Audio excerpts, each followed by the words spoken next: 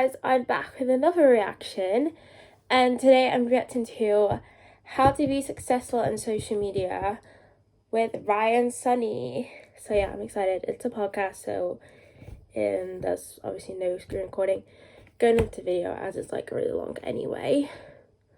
And there's no point in putting it in. And I'm also watching on my TV, so I'm looking up here. I'm gonna get into it because it's really long. Yo guys, welcome back to the podcast. Hello. So we should address something. We changed the channel name. Yeah. Yeah. Oh, I forgot that we've not. I know. we did it kind of candidly. We both went, let's change the channel name. I just sort of did it and wanted to see who would notice, and obviously a lot of you guys noticed. And I think everyone was kind of like, what does this mean? I saw some fans clock on and be like, it's because Riley has glasses and Sonny's freakishly tall. And Very I was like, tall. Sonny's not even that tall. I'm not He's even that really tall, tall, man. wow, compared to me. No, I don't. But they are right here, don't worry. It's just because on the podcast I don't really need My light's like and it can blinding actually help you me. see a little bit better in situations like this. It's when I'm reading on my laptop. Are you short or long? Is it all of it. short-sighted or I'm long-sighted? short compared to you. That makes sense. Exactly. All right, this guy. Everyone's short compared to But Sonny. we got more news coming about that as well. Like there is actually a reason it's called that. Cause it's a secret. We'll let you guys. We like it in time. We don't like secrets. But yeah, today we did miss the Saturday post. We got super busy on this weekend. Yes, you did. It won't happen again. We had a bit of an emergency. We were like, oh, we need to sort this out. Blah blah blah. Okay. It was more of a fun emergency than a bad Fair one. enough. It was just like a long situation. Boring to explain. But nonetheless, we will not miss another post. Yeah, you better I mean, not. we're going to miss some, aren't we? Not all of them, though. Not all of them. We've been all right so far, man. We have. We've been So far. fairly consistent. We keep So far, talking so about, and we've got ideas for this podcast as well and how we want to build it. That's why we wanted to name it now and start making it into something that we can invite like loads of guests for. We've spoken to a lot of people who are down to come and guest, which would be really interesting. I know there's Yeah, a I'm few excited that to see guests. I'm gonna definitely love. Yeah. What we want to try and do Lolly. as well is Please get Lolly on one. obviously we want to get loads of people And Mikey. on here to chat to that that you guys And Jack. would love to see, and other like how would you word it, influencers and people online. And experts and people like that, yeah. But we also want to know kind of what you guys want to do career-wise and whatnot, and we think it'd be quite interesting to get some experts in, within like those kind of fields. Yeah. Oh, that's interesting. Yeah. Just have a chat. But today we had an idea to talk about something I that want to be a we teacher. never really touched on that much. There's kind of three topics. We're going to start with like any 2 cents or advice we can give to influencers or musicians. Not that we're the best people to get it from. It's just we've had a lot of experience in this world for a long time, and we thought like surely there's something we can say that will help. And then we want to talk about something very different, which is advice for fans and for admirers, and like which works just the same for ourselves as it does for you guys behind the camera and pretty much everyone on the planet. But specifically like fan groups. Do you know what I mean? Like fan groups. Okay. And we're going to get to that at the later part of the video. But initially, advice for This light influencers, has really hurt stroke my eyes. musicians. So if you were starting out with no followers, nothing, what do you think the best way today is to build a following and to build some sort of notoriety for your skill set? The number one thing is consistency. Like, you got nothing up, people ain't got nothing to buy into. Like. Yeah. But what's the strategy? That's Like, if you had to important. piece it out, like rather than just mentalities and like written rules, like or unwritten rules, what would you do from square one? Right, like starting from scratch. What does it look like? Do I already have something that I want to do? Let's say you are in Because I education. think that in itself is important, knowing what you want to do. I agree, but you always got your bottom line. So some people, let's give advice based on people not just dropping everything they do to pursue this. So if someone in school, college, university, in work, so they've got something full time going on, but they want to test this sort of world out and see how it works for them. Okay, so everyone has hobbies and things that they like to do, right? And hopefully, I'd like to think that people are doing those as much as they can in and around education if you're in some form of education. If you have a hobby, chances are you probably watch something to do with that kind of industry, whatever you want to call it, online. If you want to start creating content and putting it online, look at someone that does it within the niche, in the area that you're interested in, find things that you like about it, take them, learn how to do them, and over time just do them better and in your own way. Does that make sense? So you're talking about I can't help but keep staring at like Sonny's baby hands. steps. I really It's have a what's it thing for called? Sonny's Called, hands. gradual gains, something like that. There's a there's a certain What terminology for it, and I can't think of what it is, but it's essentially on the on the premises that you get gradually better and better. Yeah, or something. yeah. Kaizen. Is it Kaizen theory? Never heard of that before. I'm not sure. Don't quote me on that. Could be wrong, but I'm sure. The idea is that, like, if you're shooting, say, a satellite into space, it sounds like a bizarre analogy. Yeah, okay. And this works for any career path, but especially on social media, because actually how most of the algorithms work and how behaviour sort of works as well. But if I'm here on Earth and I'm aiming for Mars, I have to get it exactly right to get to Mars.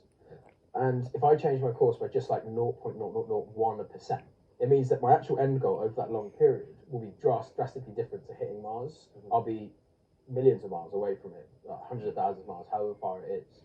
And the idea there is that gradual, like, incremental steps over time with minor changes, consistent minor changes, are the way to progress at anything. You try and make a drastic change in your lifestyle, unless it's a serious thing, like you've got an alcohol or a drug addiction or something like that, you need to wipe that out. But in terms of progressing in business and as a person and stuff, a tiny little change that you're consistent with and make it habitual, and just acknowledging those as you go, those are the ways to set a new future for yourself. And I don't think people realise how powerful they are until you're actually.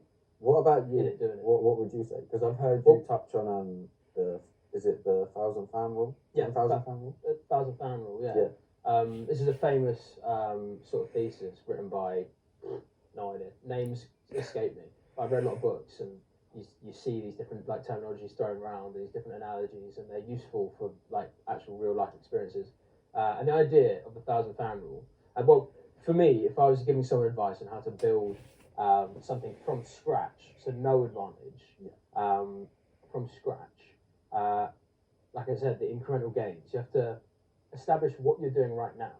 So for people in full-time education or work or something like that, they need to know where's my time to put towards this thing. Is it hobbyistic to start with, or am I really starting to cut down my work hours to pursue this? Mm-hmm. And I think people need to understand what they can realistically achieve within a year, and then forecast a much bigger kind of end goal or end goals over the course of 5-10 years. Because a long period of time is where you're going to see the success. We want a 3-year plan or 3-year time period. Exactly, yeah, but no expectations. Don't expect anything to happen.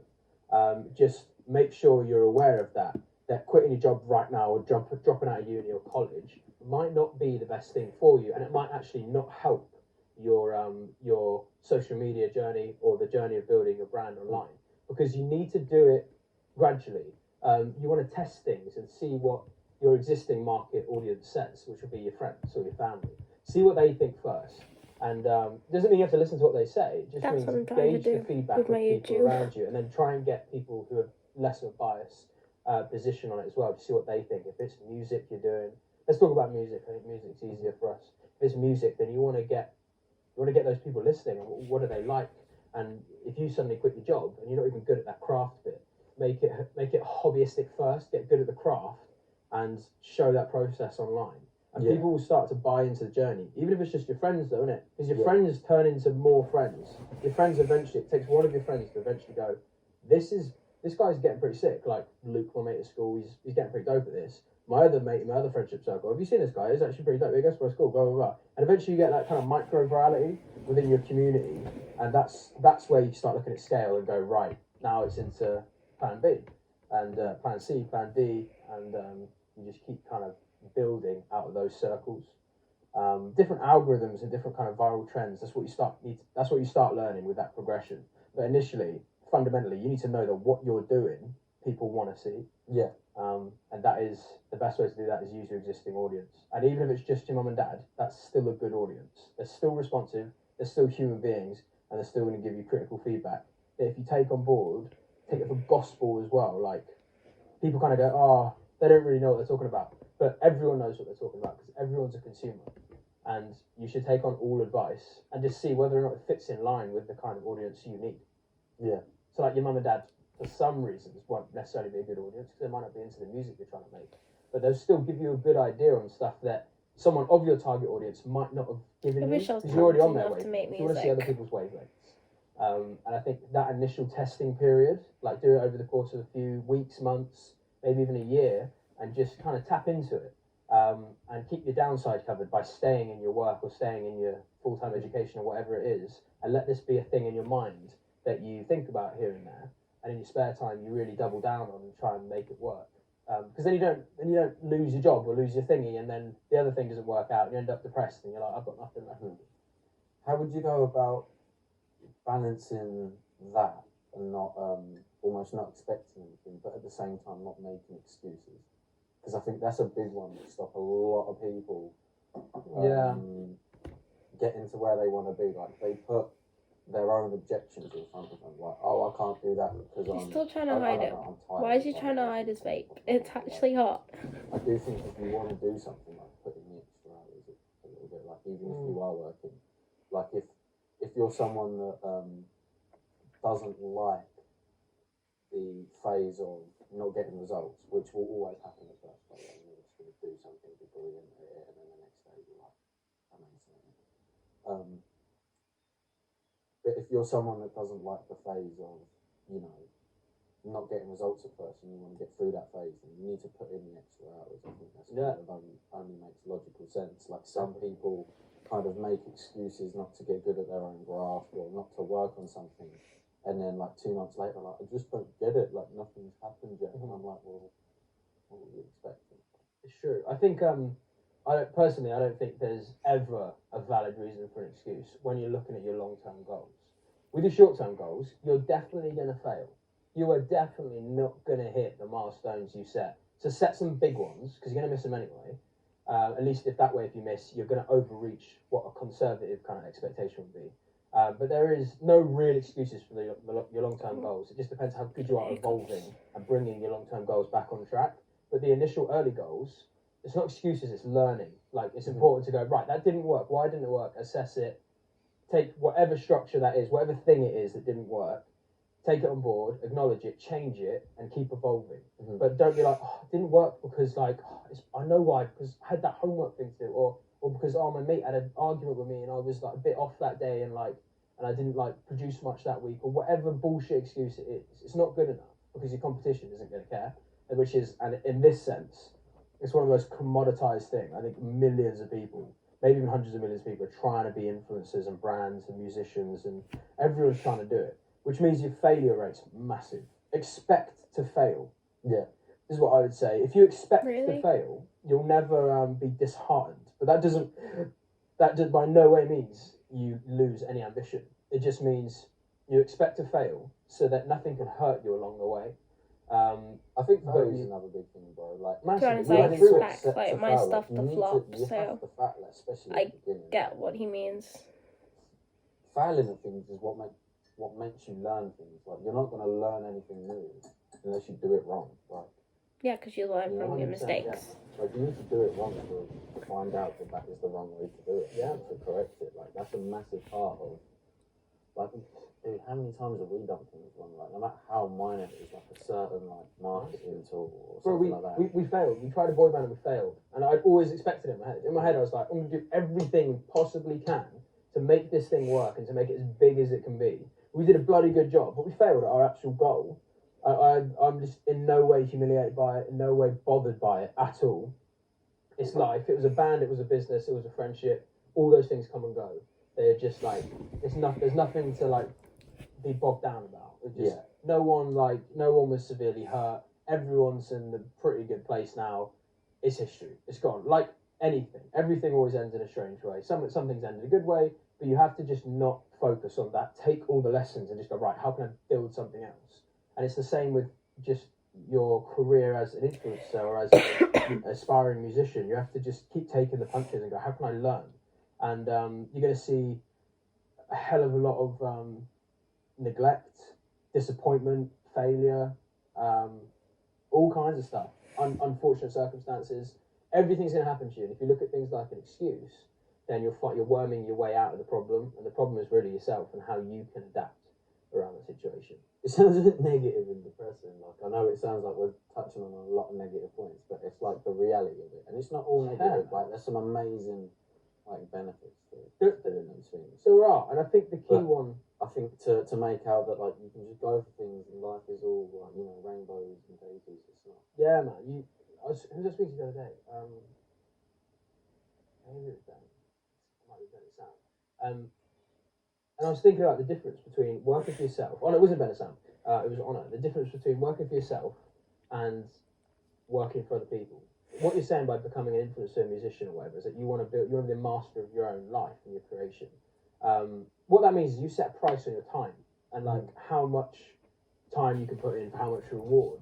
And I think there's a massive disbalance there between people's ambitions and what they're willing to accept when it comes to that time reward kind of scenario. Yeah. Or equation. I love these podcasts. Is that when people I go get, like, I put so much distracted. effort and time. I put in months of graft to get good at singing, good at guitar, like good at editing videos and whatever. But no one cares about me. And it's like, it doesn't matter, man. Like you've got such big ambitions. That's a big mood. If you just wanted to make minimum wage, or you just wanted to make 30, 40 grand a year, go get a job. Like your risk reward is very low there. Like you're gonna quite comfortably meet those targets. Really understand if that's something, a life you want, where you could do what you love and put in loads of work, loads of sacrifice, energy, resources, and get below or even just about what someone would get working for a job. And that person has all like so many less stresses than you. You have to really understand your time to reciprocation, and I think that's something that's where most people we've seen have failed, because they've gone, well, we never really made any money from it, or we didn't really like get to do the things we wanted. And I'm like, dude, you literally tried it for like 3 months, 6 months, a year, 2 years, I don't really 3 care years. about It's money not on long enough. social Like, media though. for something like this Like, to work, I you just have to wanna have do an it. end goal, and nothing can turn you from that end goal until you've been doing it for 10 years, flat out, trying and evolving, acknowledging your weaknesses and trying to cover them, building a team, building a business, and like managing it properly. Until you've done that, you can't really say you've tried it. I still don't think we've tried music. There's so many things we haven't done, and we've been in it for 5, 6 years. Yeah. Like you genuinely could never. There's no industry that's Why small does the enough that you sound can do understand that? it The within a sound short goes period of so time. weird. Yeah, especially like like 100%. I don't think there's any Turn it industry down. you can understand 100% to the max. Anyway. Like the most knowledgeable person on whatever subject in the world, I don't care how knowledgeable they are on it, there's still something about it that even they don't know yet. It's undiscovered. Well, there's the consensus that the more you learn, the less you know, because you start to learn about more parameters of things, like the contents of which you don't understand. So, like someone who is like cocooned and only wants to learn about music and influencer and being an influencer, they're going to only get this. And we meet a lot of people like this. They only know about social media and music or whatever their craft is. That's all they know. So they are trapped in that. Can be their only option. And I personally think that's a really weak way of trying to build a business or trying to build a life for yourself. You have to explore all these other things as well. Learn, like within the parameters of becoming an influencer musician, you could argue that all you've got to do is be a good personality and a good musician, and you can be resourceful and almost subcontract the rest of the work by like hiring editors, hiring producers and things like that. I see what you're saying. Yeah. Like you could get away with that. However, you're never going to be great at managing your business that way. Because you don't really know what the fuck's going on. No. Everyone else is sorting it out. Exactly. You have to have a good base understanding of everything you do if you ever want to work for yourself. Because if something goes wrong, you're the person responsible. You're the person that loses. I was going to touch on this. That's the nicest thing. Like, if you have someone that you work for or like does things for you, it's great when they bring in something positive for you. Yeah, wonderful. But like, when something goes wrong, and it always will, always does, it's just part of business. It's so annoying when you're not in control of it. Mm-hmm. And being your own boss, it's nice to know that if something fucks up, at least you know it's you that fucked it. Exactly. At least you know you're the one that messed it up, and you can then learn from it. Like when someone else messes something up for you, you can't learn from that mistake.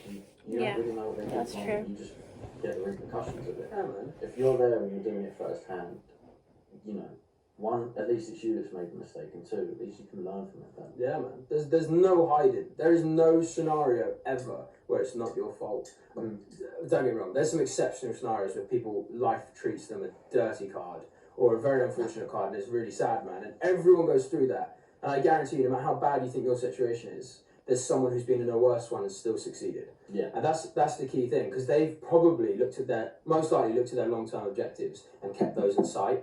Your short-term goals, they will flop. They will, man. Yeah. Like, we've got goals and ambitions, and we're like, they're quite big ones, and we're like, that's what we want to aim for. if we end up settling just over here, that's fine, because we'll get back to there. It just might take longer than expected, because we're not going this much time to do this and we've failed. Yeah. You just have to fucking go with the punches. And I think if we were to, if we were to make it just simple steps, I'd say initially, you want to understand what it is you want to do. We're assuming you know what you want to do. You have to make that decision for you. We can't make that decision for you.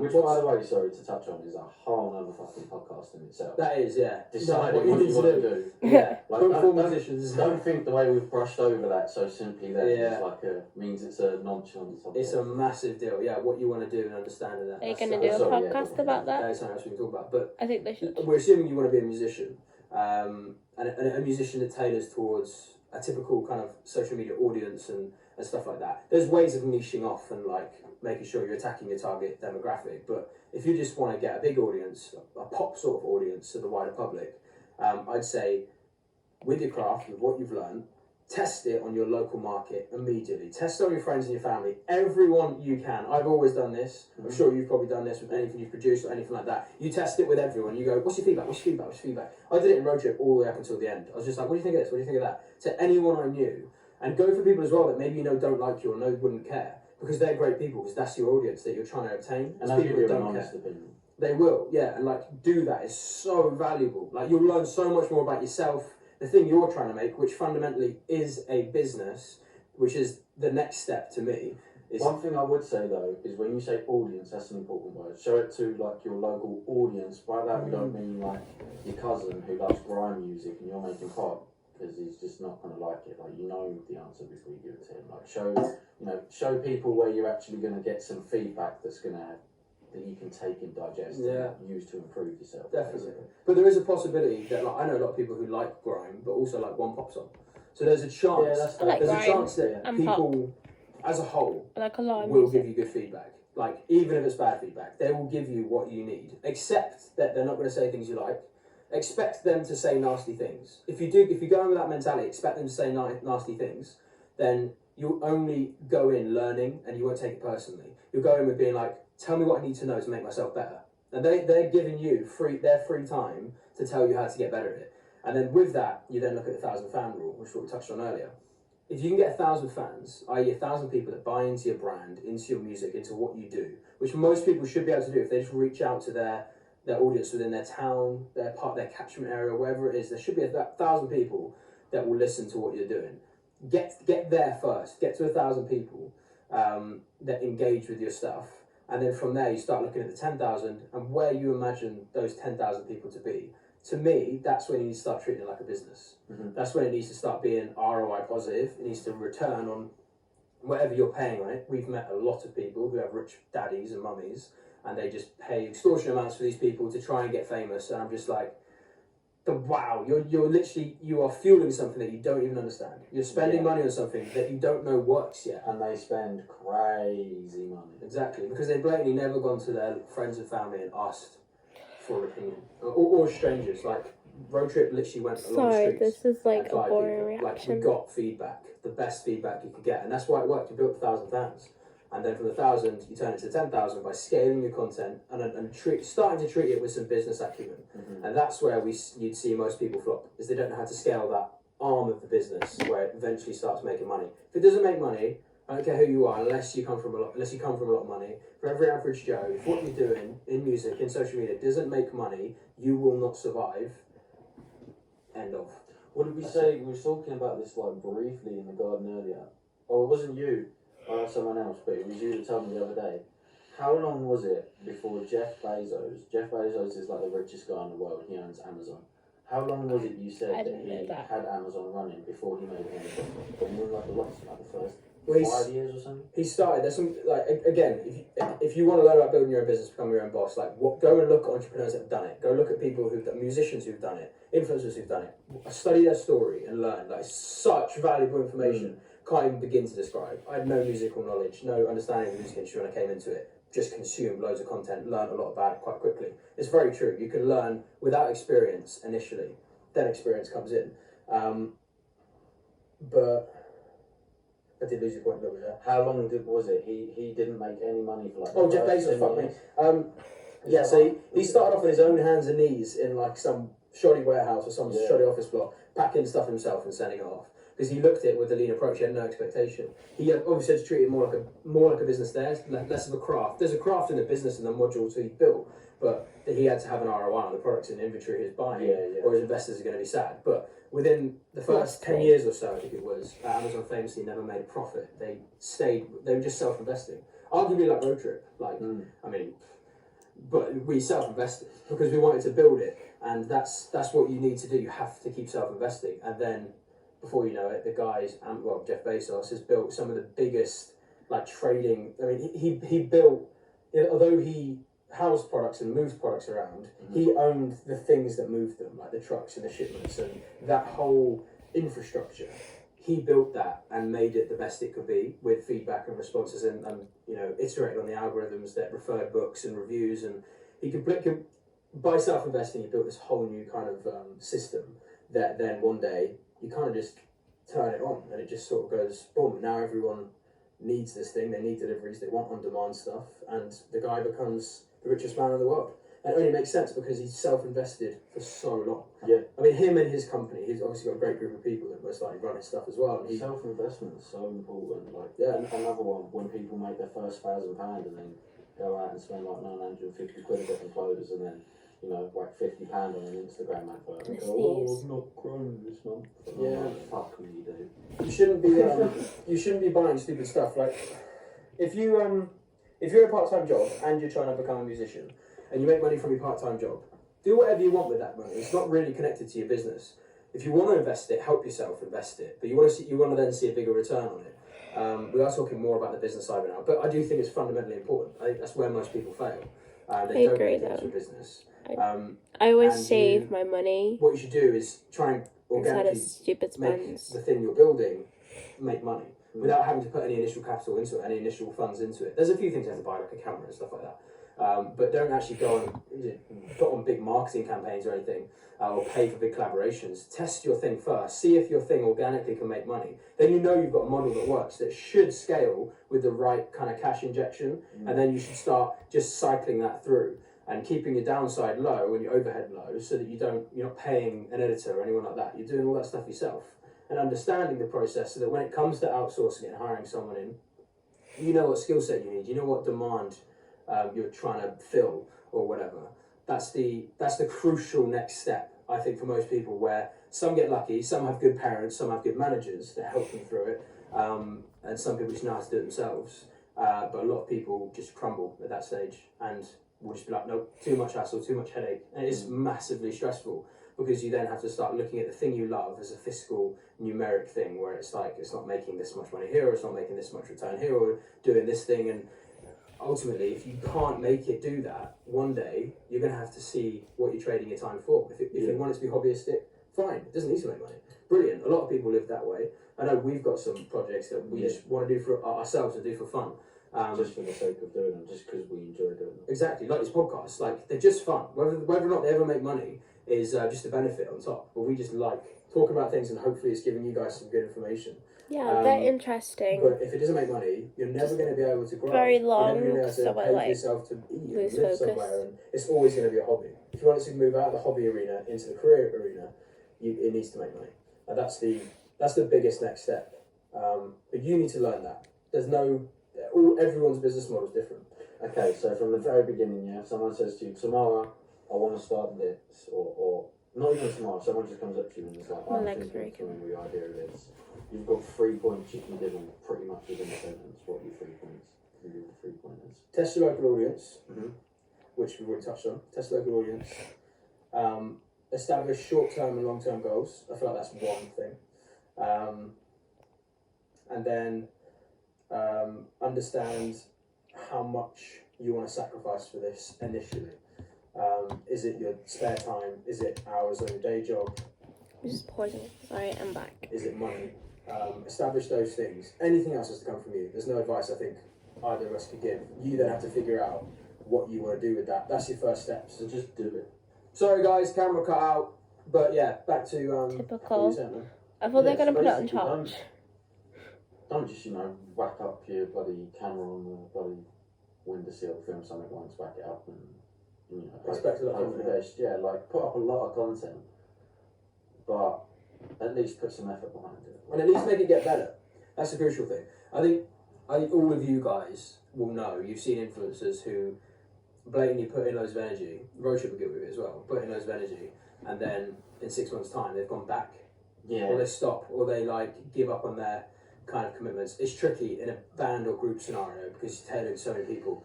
When it's just you, like I'm tenfold more productive on the outside, on like the front end of like my personal brand and the stuff that we're doing as well, and you're exactly the same now because you just think about yourself and like one or two other people. When you think about a whole group dynamic, it gets a lot harder, and you need the right team. You get a thought, and then you think, do 5 or 6 other people also think this will be good and agree. It's tricky. It can be a beautiful scenario, but it's very hard. When it works, it's amazing, but yeah, exactly. Getting it to work. Yeah, filming the content, get it out. You want to test your audience. You want to keep putting things into the world, make yourself vulnerable that way, and getting the feedback.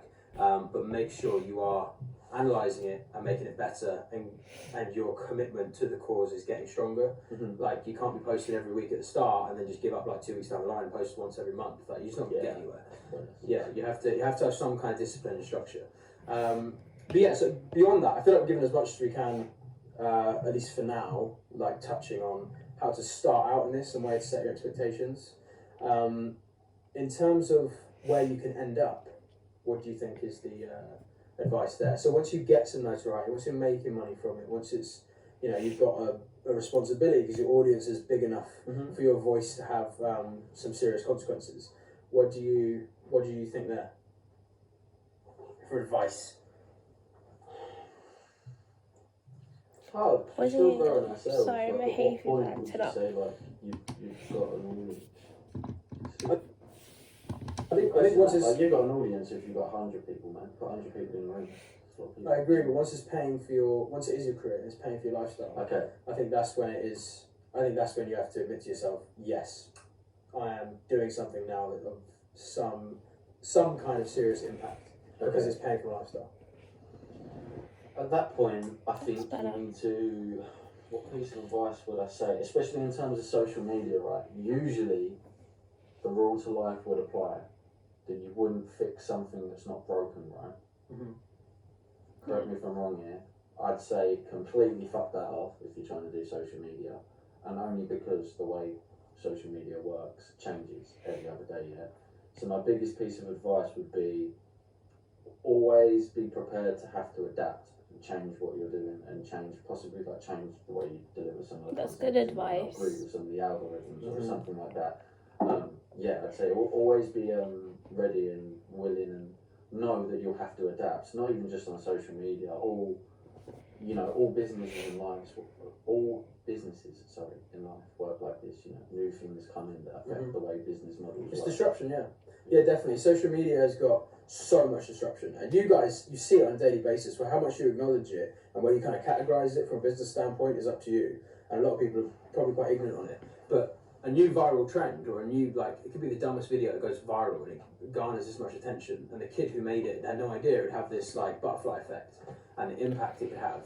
That could seriously change your whole dynamic and how you have to approach content and how you have to tailor towards the new trend, or understand that they might be taking some of your audience, or there's all these things that can happen. You have to adapt.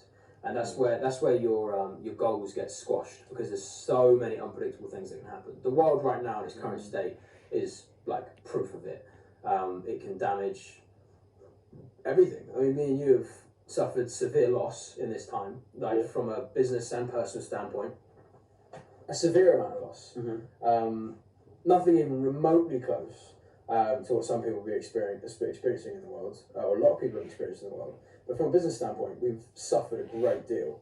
But we haven't gone, oh shit, we've just got knocked down loads of pegs. We've gone, right, we get knocked down a peg, fight back up, and keep fighting back up and fight back up, and just know, you can't start being sitting in a place of defeatism where you're just I feel like I'm broken. Then Didn't even know that was a word. You're drying up. You can't feel sorry for yourself. Fry's too smart sometimes for me. Yeah, you have to keep coming up with new ideas and thinking new ways to building, and doing this podcast is another way of us thinking of getting our story out there and trying to bring in new stories and like just we've never done this before. We're just trying to figure it out, and that's you're watching us roll with the punches right now. We're taking massive punches, and this is one of our ways of answering that. Not with defeatism, but with here's a new thing we can try, as well as the other stuff. And we're learning as we're doing this, like how podcasts work, how to do them. Yeah, how to set up this stuff, how to get a camera that doesn't cut out every half hour. Like, yeah, it's you're just a going to see learning these get better. process. Yeah, these are going to get better and better. And so is our lifestyle and other things that we're working on. I'm fucking so excited to just I'm get so cracking with some excited positivity. to see what they've I'm got so planned. excited for some of the shit that we've got coming up. Yeah. It's going to happen. Like, it's just gonna... Yeah, and even just for us, the important thing is that we're excited for us.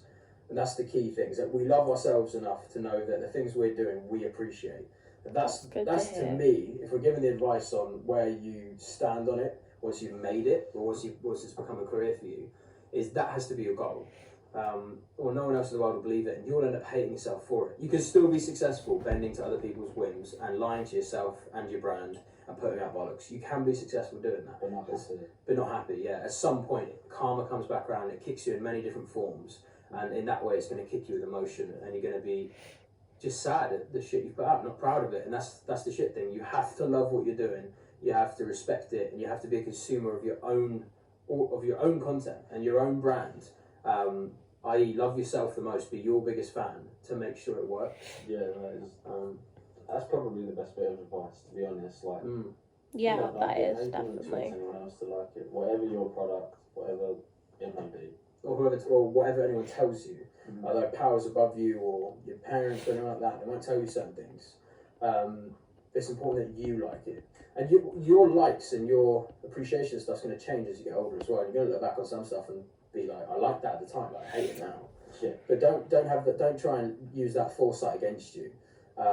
Whatever you put out online, no matter how bad it is, no matter what it is, you're going to appreciate one day, because you're going to look back on it and laugh, or look back on it and be like, oh, that was silly, or look back on it and be like, I screwed up massively and I've learned from it. It's just how good you are at the process, is as to how damaging those little things can be. Fashion choices, they're the worst. Fashion choices can be embarrassing, yeah. When they come back to bite you in the arse, mate, I've seen some shockers. Oh mate, I've had some hair styles. I'm having more shockers as we speak. I know I'm going to look back at myself in like another 5 years' time, man. about some of these early podcasts and be like, what the Yeah, fuck man. am I like? Massively. And I think as well, if you value yourself in that way, that you have to love yourself and who you are and how you are reciprocated to everyone else, that's where you can keep the arrogance at bay. And stop. And the idea that some people get arrogant, and I genuinely, the most arrogant people I've ever met in this sort of world of vanity is from people who aren't the successful. I'm pausing it because my nan's coming Any up. big timers that we've met, Sorry, my nan just brought my drink up. they don't know how to deal with it. They're, to me, the dickheads. Like, those people are the biggest dickheads that I've come across during these 5 years. And I don't think it's any coincidence. I think it's the people we hang around with or have met, because we've met some random people. And you get the really, like, the uber successful dudes that are, like, really good at what they do. Like, And the sound. yeah, they're like the Soundest proper people. humble. Yeah, proper humble people. Like, or just really nice people. And don't get me wrong, everyone needs an element of dickhead. It's whether or not you're being a dickhead for your business or being a dickhead because you're a dickhead. Like, there's times where you have to be firm and assert yourself to make sure your business or your livelihood is protected. 100% agree with that. Not everyone's going to love you, but there are just some common sort of behaviours and like pleasantries that everyone should be armed with on a daily basis. There is no excuse for it. It doesn't matter how fucking famous you think you are, whatever you think you are. You are still a human being. Everyone else is a human being. And you have to value everyone that way. Yeah, and and I think people it's need the to people remember who that. don't hold those inherent values like close to them as they grow are the people who end up in like a bubble. And end up having like one or two friends and can't relate to anyone else outside of their tiny circle, because they're consumed by themselves so much that they believe their own hype, and it starts off with that one bad tendency at the start. Like, from the very start, you have to just appreciate that what you're doing should be of value to other people more than it is to you. Otherwise, you're doing something wrong, and eventually the scale will tip, and you'll either come crumbling down, or you'll end up hating yourself. And those are the main ways I've seen people fail. I've not really seen people fail amicably, or in like just kind of trying to do something else. Yeah, It was always it's normally like a real lack of self-awareness or midlife crisis, or they had a huge fight, some kind of controversy. Those are the ways that those mentally driven people who are of themselves and quite selfish, that's the way that they normally flop, because they've got so much to lose. Whereas if you expect nothing and don't expect anything in return, but give and give and give, which is something preached a lot as a cliche online now, but it doesn't mean it's not true. But you have to just give, and eventually it will work out for you. And manage the process. Like managing the process from all angles. That essentially means manage your craft, your time, your money, the people around you, your resources, marketing. Like Don't have manage a the process. requirement for your business that you know zero about. Make sure you know a little bit or most of every bit of your business. Yeah. Like, you know, say for example you're hiring someone to do a certain job. Say it's editing, right? And you just have someone hired to do that. Don't leave yourself in a position where if you don't have an editor that week, you can't quickly do it yourself and you have to panic around and look for someone else. You know, make sure you know 100%. each bit of your business. Like you said, know what's going on. Yeah, definitely. Know what's going on, man. But yeah, there's so much more to talk about on this topic. What would be, I think, of more value is that we bring someone in and like, have a conversation with them about it, what they want to do, especially if there's someone aspiring to be someone or someone who is already in a place, where they've got a career, and we can bring them in and talk to them about it. Obviously, we're in a place where this funds our lifestyle, and we are in our own business, and it is our everyday job, and it's a blissful place to be, and it can be taken away from you just as quick. Yeah. It's why it's so important to put your time and put your craft in. Like, I don't think it's been one day or even a couple of hours where me and you haven't been doing something. Yeah, something's always happening. Yeah, there's fingers in many pies, which is the way you wrong. Some of it is a little bit mundane sometimes, you know, the old emails and all that stuff, sitting on hold, all that bullshit. You know, always you have to do something productive. Yeah, which is probably the last point, is accept that there's going to be a load of shit you don't want to do. Yeah. And that's just the trade-off, man. You want to do something exciting with your life. I say exciting, you think it's exciting. You want to do something great, or that you think is exciting. You're going to have to do a lot of things you don't want to do. That's just period.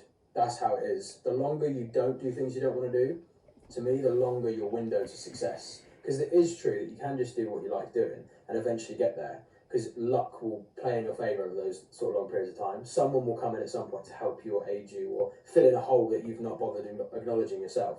But if you want to just acknowledge everything as you go and try and fill gaps and plug holes, you'll do a lot of things you don't like doing. You'll stress yourself out. Manage that stress, because it's serious if you let stress get hold of you. But that's where you're going to get there quicker. That to me is just know that you have to do it. Nothing comes good without doing some sort of dirty work. It's like travelling, yeah? So you want to go to the most beautiful country. From here, I don't know, Australia seems cool, but I know that I'm going to have to sit on a plane for 24 hours. Like, I can't skip that. I have to do that mundane, annoying bit before I get there. Business is the same.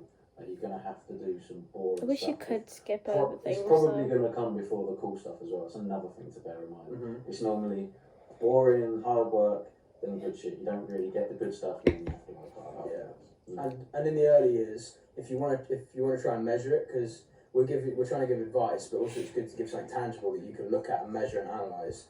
I would say, although it's not that analytical, I'd say you want about 60-40 split. 60% of things you don't like doing that aid your business and aid your career. There's still ethical things. There have to be things that are just, they take work ethic or they take sacrifice. About 60% should be that. 40% should be the reward or the fun bits, the things you enjoy, the creative parts of it. There should be about 40% of your time in the early days. Because that's what the 60% you don't like doing, that's your foundation. That's your bottom line, that you're learning, you're adapting, you're evolving, you're taking on stresses and challenges and you're making them better. And the 40% is still a large enough amount for you to stay creative. Yeah, exactly. And it's not an exact science, but I think from experience, it's about 60-40 to if you want to achieve something great. You can still do good things with, a 100% creative and enjoyable outlet. I just think it takes a lot longer. Yeah. And accept days, the things that you love might not necessarily be the most amazing.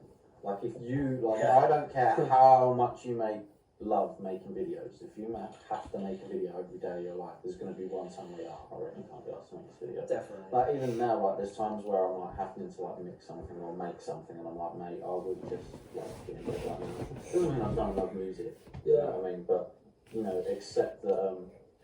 Even on some days, the most rewarding part of what you do, the part that you love the most, might not seem as incredible as it did on the first day that you found that initial spark of inspiration to do it. But battle through those, it comes back. Yeah, definitely. And if you're just learning a new craft, once you feel like you're at the end of your tether, let's say you spent 3 hours on it that day or that evening, you still got a lot of the day or the next day to work on. If you've done 3 hours and you're like, I'm at the end of my tether, I've done a lot, go and do another 3. Like, go and do another 3 hours. That's the Goldilocks zone. That's where you're going to find progression and steps forwards. It's your threshold is normally where your body and your capabilities go, right, I'm like intimidated now, I'm at the end of my capability. And that's where you're going to stay for a long period of time. If you don't just go at some point, no, I need to break through, I need to do an extra hour, I need to go to that meeting, I need to meet that person. It makes you feel uncomfortable, or like it could do whatever to you that might feel negative, but pushing those little boundaries, it's a tiny little thing. That's, again, the incremental steps that will take you a million miles. It's hard to acknowledge those things. I think when you're in them, and you feel like it's a general threshold, it's a genuine thing that you need to respond to appropriately and go get some sleep or something. But your competition's not going to give a shit. Your competition's going to be doing the late nights, and they're going to be doing your competition's stopping after those 3 hours, and you're doing an extra 3 hours. You know, I don't care what you say. Granted, he might learn, or you know, whoever that person is might learn more in their 3 hours than you do in their 6. But just remember that once he gets to 6, you've probably now done what, like 12? Yeah. You're always going to be doubling them. Yeah. And by the time you're like 2-3 months into it, you are going to have so much more like experience under your belt than they are. You're going to be better. Massively. But yeah, I think that could be our 2 cents on it for now. We're definitely going to revisit this topic with guests. I think it'd be super interesting, and to see where we think we are at some point as well. Looking back on that would be fun. But thank you guys for watching. We hope that the idea with this video specifically is that we hope that it helps someone out there, and that you could take some of that advice and try to put it into action, try and do something about it. The world's your oyster. I genuinely 100% believe, hand on heart, that you can do whatever you want. You can. Whatever you want to do, you can do it. You just got to break it down, understand it from first principles. How do you attack it first? And how do you measure that thing as it grows? And then have reasonable expectations. But set big dreams, big goals, with reasonable expectations. I think you can do bits in life, man. You really can. But thank you. We appreciate you guys for watching. Thanks. And make sure you subscribe, like, comment, let us know other things you want us to do and collaborate. Obviously, we want to be collaborating already, but with coronavirus, I think it lifts tomorrow. Oh no, it's lifted today quite massively. And then over the next few weeks, as it lifts more, and people's anxiety lifts, we should be able to get some people on it. Yeah, I'm excited to see. Cool. Yeah, but every Wednesday and Saturday we're going to be posting these. So thank you, subscribe, and the whole bell thing. Notifications. Exactly. And in the next video, we're going to give some advice to fans. We're going to do it in this video, but I think it's good to kind of like come full circle and influence the music side of it. So we are going to put that in a separate video. Yeah, I'm still touching it. Massive touching. Thank you guys. Peace and love. My footsteps. Let's get a tea, man. Okay. That was really interesting, and yeah. I don't know, I feel like this was boring, so if you've watched till now, thank you. And if you have, I'm interested. If you have, go comment an emoji in the comments, your favorite emoji or your most used emoji. I don't care, I just want to see who's watched from here up to here. Yeah, but I'm gonna go get ready for bed now as I'm tired. So yeah, thanks for watching. Don't forget to give this a big thumbs up. And subscribe if you're new. Yeah, peace.